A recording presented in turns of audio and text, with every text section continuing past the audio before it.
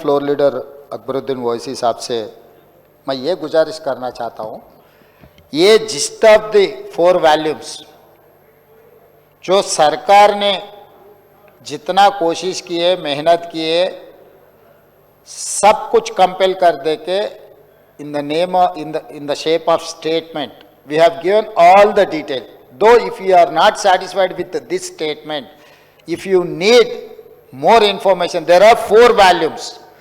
3 volumes are for process. 4th volume is each individual data. I cannot disclose 4th volume or I cannot table that details. Why? Because the 4th volume is each individual data. It is contractual agreement between government and individual. So Data Privacy Act is there. I cannot disclose without their permission.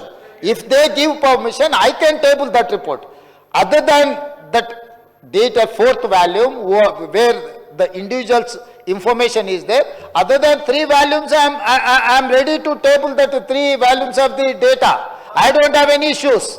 इसमें हेरा फेरी कुछ नहीं है, हम लोगों का कुछ hidden agenda भी नहीं है. हम लोग ट्रांसपेरेंट से ये जो काम कर रहा है, ये आज भी आप लोग पूछे नहीं, हम लोग खुद ये पूरा कार्रवाई किए, हम लोग कैबिनेट में पास किए और उसके बाद असेंबली में टेबल किए.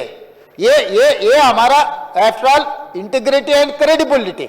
हम लोग किसी को छुपाने के लिए आधा इंफॉर्मेशन देके बाकी का आधा छुपाने का नहीं है. Only we are worried about privacy act, that's all. Other than हम लोगों को कुछ नहीं है. आज भी ना अपोजिशन पूछे नहीं, ना किसी ने पूछा भी नहीं. मैं खुद जिम्मेदारी से ये पूरा हाउस में मैं चर्चा को ले लिए, पूरा डिटेल्स दे दिए और आज ये स्टेटमेंट भी पूरे जिस्ट पूरा इंफॉर्मेशन इसमें 1 by 1 chronological, what is the process, what is the outcome, I have given everything. So again I wanted to tell my learner friend, सरकार कोई छुपाने का, सरकार को कोई भागने का इरादा नहीं है. आप लोग जो बोले हम लोग लीगली वेटिंग कर लेंगे. जो डेटा मैं टेबल कर सकता हूं सब कुछ टेबल करूंगा. इंडिविजुअल का जहां तक मुझे पता है, क्योंकि I was an parliament member when the bill was passed in the parliament, data privacy act. अगर किसी इंडिविजुअल का कहीं पब्लिक डोमेन में कहीं पर हम लगाए, वो क्रिमिनल प्रोसिक्यूशन के लायक है. इसीलिए हम लोग टेबल नहीं किए. जो अकबर साहब ने जो पूछ रहा है, जो डिमांड कर रहा है, हम लोग टेबल करने के लिए तैयार हैं. और दूसरी बात रहा अकबर साहब, ये जो अगर हमारे मंत्री महोदय KTR ने पिछले जो मंत्री किया, ये ऑफिशियल डॉक्यूमेंट जो कह रहे हैं ना, इसके हिसाब से 33 पेज आप भी स्टडी करो. उनके हिसाब से 100% population, 51% BCs, 21% OCs, 18% SCs, 10% STs, मिला के 100%. इसमें मुस्लिम BCs भी इसमें, उसके एक पेज पलटा है तो एक पेज पलटा हो अकबर साहब. 34 पेज में मुस्लिम पॉपुलेशन दिया 11%. उन लोग मुस्लिम पॉपुलेशन ने दिया 11%, जो मेरा रिपोर्ट में 12.6% है.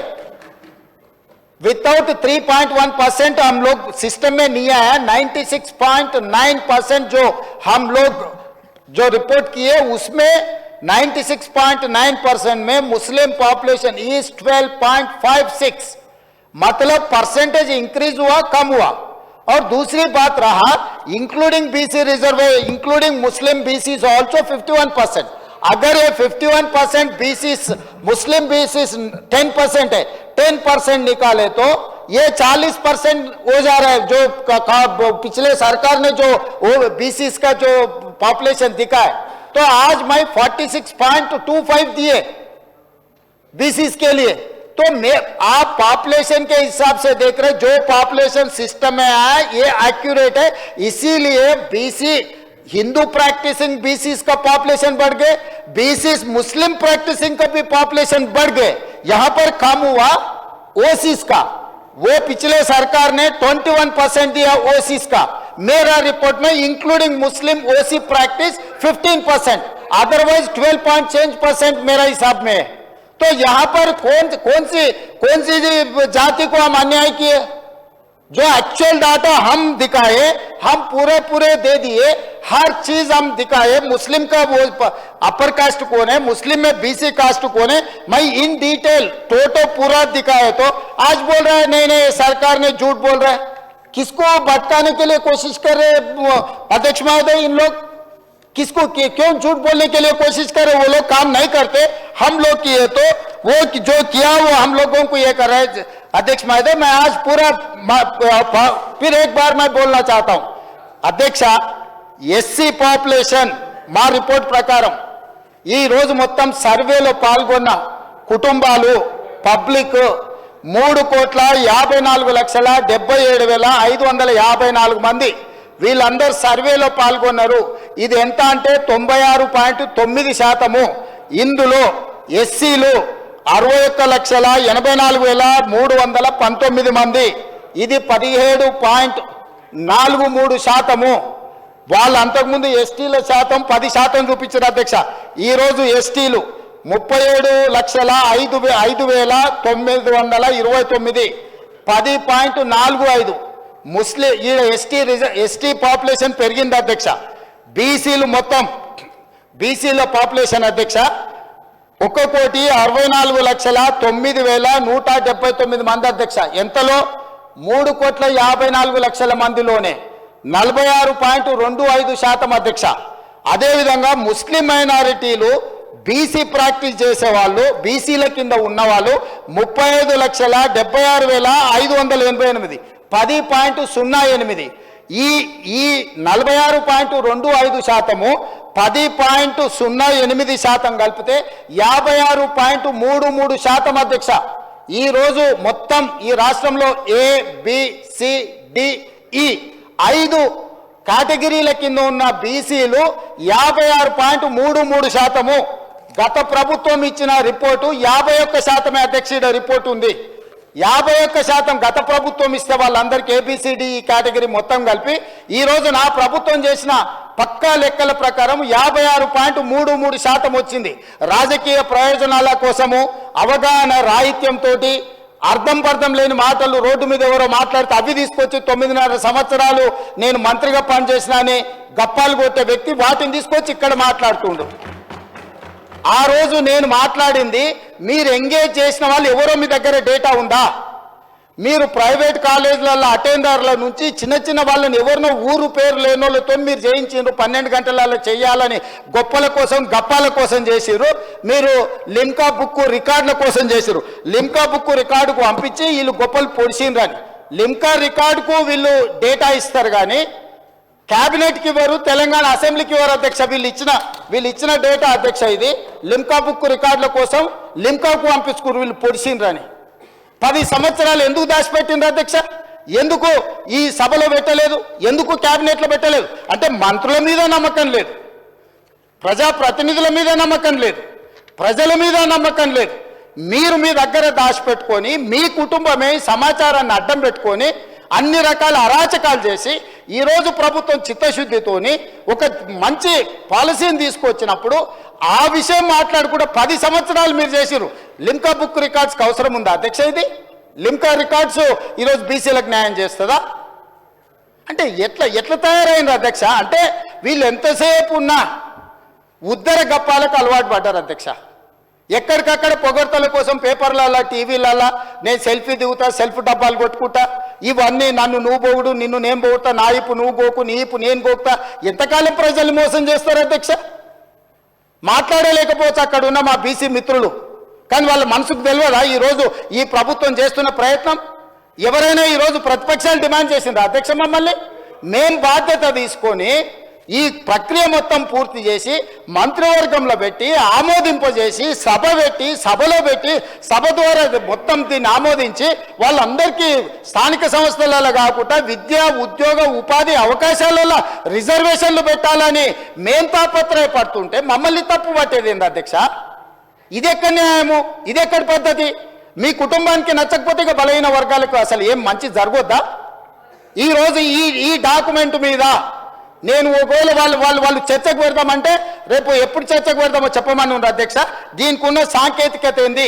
దీన్ని చేసింది ఏంది, దీన్ని ఎక్కడ కంప్యూటరైజ్ చేసిండ్రు, ఎక్కడి నుంచి తీసుకొచ్చిండ్రు, ఇదంతా ఇప్పటి వరకు ఈ డాక్యుమెంట్ అనేది ఏదో ఒక వెబ్సైట్లో ఎవరో పెడుతున్నారు. ఇది అధికారికంగా నేను ఎందుకు కోట్ చేయలేదంటే వాళ్ళు రేపు ఇది చేస్తే నువ్వు ఎక్కడి నుంచి తెచ్చినావు అని అడుగుతారు. సోర్స్ ఆఫ్ డాక్యుమెంట్ నేను చెప్పలేను. ఇప్పుడు 9.5 సంవత్సరాలు మంత్రిగా పనిచేసిన ఆయన ద గ్రేట్ ఆయన ఎవరో మంత్రి గారు చెప్పినందుకు ఇప్పుడు ఇది అఫీషియల్గా నేను మాట్లాడుతున్నా అధ్యక్ష. ఇది ఎక్కడ పబ్లిక్ డొమైన్లో అధికారిక వెబ్సైట్లలో లేదు. కేవలం ఆ కుటుంబం వాళ్ళ త్రిజోరీలో పెట్టుకొని ఎన్నికలు వచ్చినప్పుడు ఈ వివరాలను వాడుకొని వాళ్ళు రాజకీయం చేసిరు. మేము అట్లా చేయడం లేదు. అక్బరుద్దీన్ ఓవైసీ గారు ఏదైతే ఈ నివేదికను అడిగినరో, నివేదిక 4 వాల్యూమ్ల రూపంలో ఉంది. 3 వాల్యూమ్స్ ప్రక్రియ విధానము చేపట్టింది, డీటెయిల్స్ ఉన్నాయి. 4వ వాల్యూమ్లో మాత్రం ఇండివిజువల్ వివరాలు ఉన్నాయి అధ్యక్ష. ఇండివిజువల్ వివరాలు ప్రజలకు ఇవ్వడానికి వీలు లేదు. ప్రభుత్వానికి ఆ వ్యక్తికి మధ్యలో ఉన్న సమాచారము ప్రభుత్వం కాబట్టి ప్రభుత్వం మీద నమ్మకంతో ఇచ్చారు. ప్రభుత్వం కస్టోడియన్. ప్రభుత్వం cannot disclose every document, every detail to every individual. So దయచేసి అక్బరుద్దీన్ ఓవైసీ గారిని అర్థం చేసుకోమని నేను అడుగుతున్నా. ఇండివిజువల్ డేటా కాకుండా మీకు ఏం కావాలన్నా మొత్తం ఇస్తాం, కంపెల్ చేసి టోటల్గా రిపోర్ట్ ఇస్తాం. మీకు ఇంకేమైనా అనుమానాలు ఉంటే కూడా నివృత్తి చేస్తాం. దయచేసి బీసీల జనాభా పెరిగింది మా సర్వేలో, మైనారిటీల జనాభా పెరిగింది మా సర్వేలో. మేము పక్కా సమాచారాన్ని సేకరించినాము. 2011 తర్వాత జనాభా లెక్కలు జరగలేదు. జనాభా లెక్కలు కూడా కేంద్ర ప్రభుత్వం ఇచ్చిన ఒక అంచనా ప్రకారం ప్రతి సంవత్సరం 1.20 మాత్రమే పాపులేషన్ పెరుగుతూ వచ్చింది. పాపులేషన్ అనేది స్టెబిలైజ్ అయిపోయింది. చచ్చిపోయేటోళ్లకు పుట్టేటోళ్లకు ఉన్న గ్యాప్ లిమిటెడ్ ఉంది. Only 1.2% only the population is increasing year by year. That is why 2011 the population is 3.50 crore plus. Today the population is 3.70 crore plus. That's all. This is what actual report. Why should I reduce the population? What is the point? నాకు పోయేదేముంది? ఈరోజు 56% బీసీలు అని చెప్పిన, 3 లక్షల కుటుంబాలు రాలేదని చెప్పిన, 3 లక్షల కుటుంబాలు ఈజ్ ఈక్వల్ టు 16 లక్షల జనాలు. సో ఈ ప్రభుత్వానికి దాపరికం లేదు. ఒకవేళ నిజంగానే అబద్ధాలు చెప్పాలనుకుంటే వాళ్ళ సమాచారం ఈయనల గురించి నేను ఎందుకు చెప్తుంటే అధ్యక్ష? మీరు ఈరోజు మాట్లాడుతున్న మొత్తం నేను ప్లే చేసిన డాక్యుమెంట్తోనే మాట్లాడుతున్నారు. దయచేసి ప్రాసెస్ను మీరు తప్పు పట్టకండి, ప్రభుత్వ చిత్తశుద్ధిని తప్పు పట్టకండి. ప్రభుత్వం ప్రాసెస్ని పర్ఫెక్ట్గా చేసింది, ప్రభుత్వానికి చిత్తశుద్ధి ఉంది.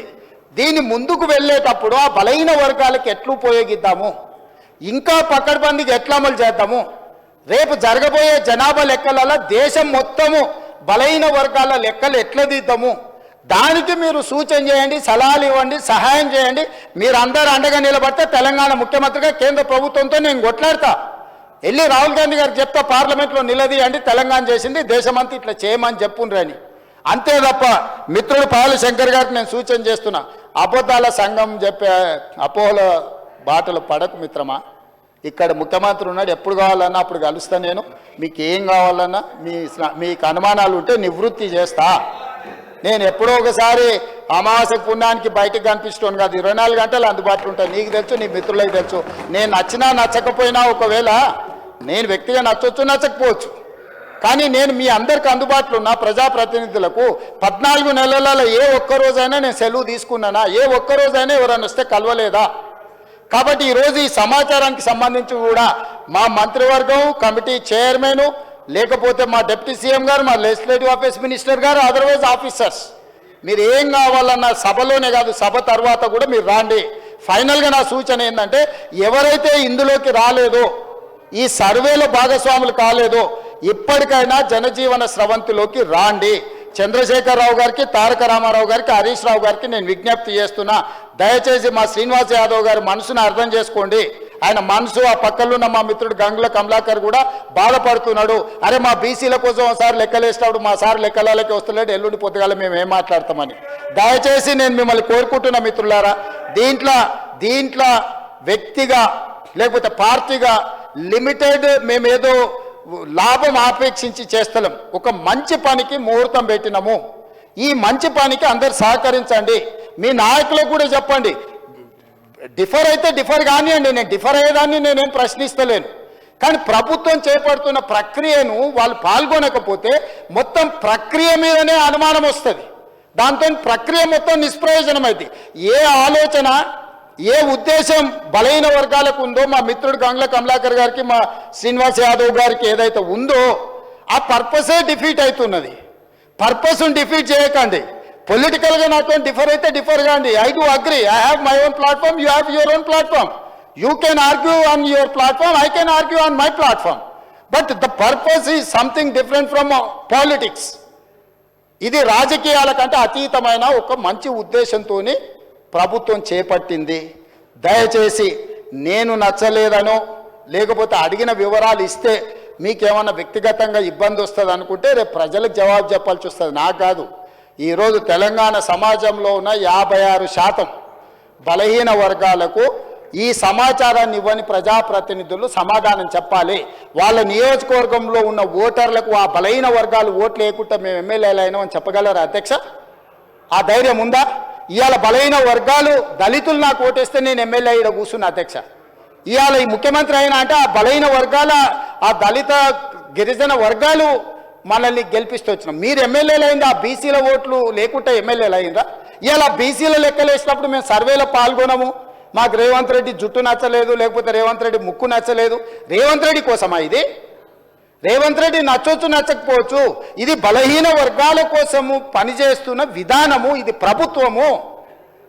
ఈ ప్రభుత్వ విధానంలో బలహీన వర్గాలకు మేలు చేయాలనే ప్రయత్నం చేస్తున్నాం. దయచేసి చిన్న చిన్న కారణాల చేత ఇంత పెద్ద లక్ష్యాన్ని బలహీనపరచకండి అని చెప్పి నేను ప్రధాన ప్రతిపక్ష నాయకుడికి వాళ్ళ ఎమ్మెల్యేలకు నేను కోరుకుంటున్నా అధ్యక్ష.